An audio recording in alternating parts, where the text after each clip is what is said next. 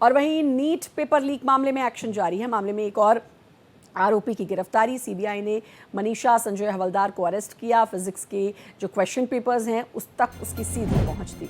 पुणे के सेठ हीरालाल सराफा प्रशाला में थे ये कार्यरत। एनटीए की विशेषज्ञ के रूप में नियुक्त थी। थोड़ी देर में राउस एवेन्यू कोर्ट में मनीषा की पेशी होगी। सीबीआई के मुताबिक मनीषा संजय हवलदार को राष्ट्रीय परीक्षण एजेंसी द्वारा परीक्षा प्रक्रिया में विशेषज्ञ के रूप में नियुक्त किया गया था। इस वजह से उसे फिजिक्स के जो क्वेश्चन पेपर्स थे उस तक उसकी पूरी पहुंच थी।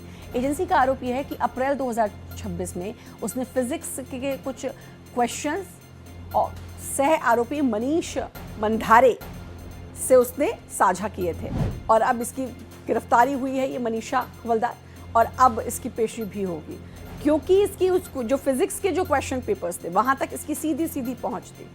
ये सबसे बड़ी बात है। सीबीआई ने अब मनीषा संजय हवलदार को भी इस पूरे मामले में गिरफ्तार किया है। कल ये गिरफ्तारी हुई है। फिजिक्स के क्वेश्चन पेपर्स तक इसकी पूरी पहुंच थी। पुणे के सेठ हीरालाल सराफ प्रशाला। और आपको बता दें कि थोड़ी देर में राउस एवेन्यू कोर्ट में मनीषा की पेशी की जाएगी। नीट पेपर लीक का ये मामला 3 मई 2026 को नीट की परीक्षा हुई थी और उसके कुछ दिन बाद 7-8 दिन बाद पता चला कि 5-6 दिन बाद कि ये पूरा पेपर लीक हुआ था। एक गेस्ट पेपर था जिसके ज़रिए ये दिमाग लगाया गया कि इसके ज़रिए ये पूरा पेपर लीक किया गया था, बेचा गया था। कई लोगों ने इसको ख़रीदा था, कई पैसे देके, लाखों रुपए देके। और फिर उसके बाद 12 मई का दिन आया जब एनटीए ने कहा कि हम इसको रद्द करते हैं, कैंसिल करते हैं इस पेपर को। अब जून में फिर से पेपर होगा, ये बात कही जा रही है। लेकिन इस सब के बीच किसका नुकसान हुआ? वो बच्चे जिनका समय ज़ाया हुआ, जिनकी मेहनत ज़ाया हुई और जो कहीं ना कहीं इस वजह से डिप्रेशन में भी आए।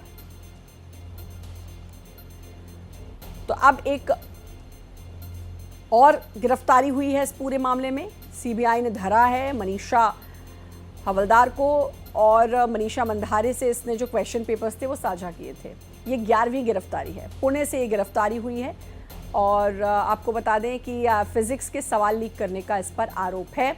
एनटीए ने एक्सपर्ट के तौर पर इसको नियुक्त किया था और इसीलिए एनटीए जो है कई बार सवालों के घेरे में आ चुकी है और अब एक बार फिर यही सवाल, क्योंकि एनटीए ने ही इसको नियुक्त किया था। तो पुणे से मनीषा संजय हवलदार को गिरफ्तार किया गया है और इसकी गिरफ्तारी के बाद भी अब बहुत सारे सवाल हैं, इससे भी पूछताछ की जाएगी। फिलहाल तो राउस एवेन्यू कोर्ट में इसको पेशी होगी। अब जाहिर है सीबीआई रिमांड की बात करेगी क्योंकि ये लिंक कहां कहां तक जुड़े हैं। ये 11वीं गिरफ्तारी है, लेकिन क्या सिर्फ यही 11 होंगे या ये तार जो हैं ये जुड़े होंगे और कहीं जगह? ये चेन लंबी होगी। ये अब सीबीआई इस पर पूरी क्वेश्चनिंग करेगी और जैसा कि मैंने कहा एनटीए पे बहुत सारे सवाल हैं और पहले भी एनटीए बहुत सवालों के घेरे में रही है। गोपाल कृष्ण हमारे साथ, हमारे संवाददाता जुड़ चुके हैं। गोपाल, 11वीं गिरफ्तारी नीट पेपर लीक मामले में और अब थोड़ी देर में कोर्ट में पेशी मनीषा हवलदार की। जी बिल्कुल श्रद्धा, 11वीं गिरफ्तारी है। मनीषा संजय हवलदार को सीबीआई ने कल नीट ईवी मामले में गिरफ्तार किया था। मनीषा संजय हवलदार जो है वो फिजिक्स की एक्सपर्ट मानी जाती है और एनटीए ने उन्हें एज एक्सपर्ट के तौर पर नियुक्त किया था, इसलिए सीधे तौर पर जुड़ी हुई थी और सभी जो उनके सवाल होते थे वो कहीं ना कहीं जो परीक्षा है उसमें आते थे।